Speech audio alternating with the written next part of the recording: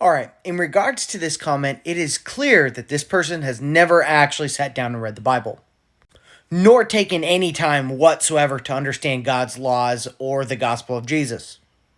So let's go ahead and go through some of the book of Leviticus and see how nasty it is. Leviticus 19, you shall not steal, nor deal falsely, nor lie to one another. I mean, so far we're looking pretty good here. You shall not cheat your neighbor, nor rob him. You shall not curse the deaf, nor put a stumbling block before the blind.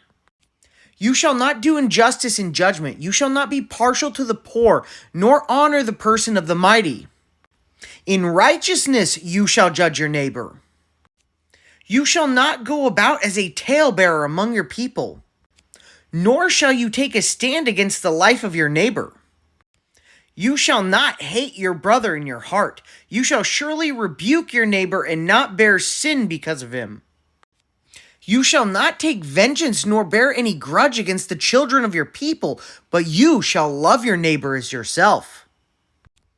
Do not prostitute your daughter to cause her to be a harlot.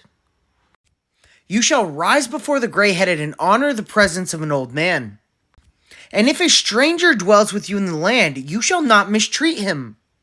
The stranger who dwells among you shall be to you as one born among you, and you shall love him as yourself. You shall do no injustice in judgment, in measurement of length, weight, or volume. You shall be honest with your scales and your weights. I mean, I'm not really sure what part of any of this you would consider nasty and unholy. Hey, Moses, can we get a reprint on some of this stuff? It's no bueno. Now, I know I'm going to get accused of misrepresenting the conversation of the man who commented on this video if I don't bring up what our conversation led to about the bad things in God's laws. So let's talk about them, but we're going to put them in context. Exodus 21, when a man strikes his slave, male or female, with a rod, and the slave dies under his hand, he shall be avenged. But if the slave survives a day or two, he is not to be avenged, for the slave is his money. On the surface, and taken out of context, this looks like a very bad thing. But I'd like to bring up a couple of points. First off, this was written roughly 3,500 years ago.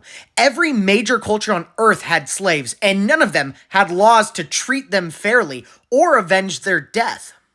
To prove my point, let's read a little higher. Just 4 verses above this, it says, whoever steals a man and sells him, and anyone found in possession of him shall be put to death. That already takes out your definition of what a slave is. Because 9 times out of 10, slavery in ancient Israel was indentured servitude to pay off a debt. And reading just a few verses below this, you'll see that anyone that harmed their slave was punished.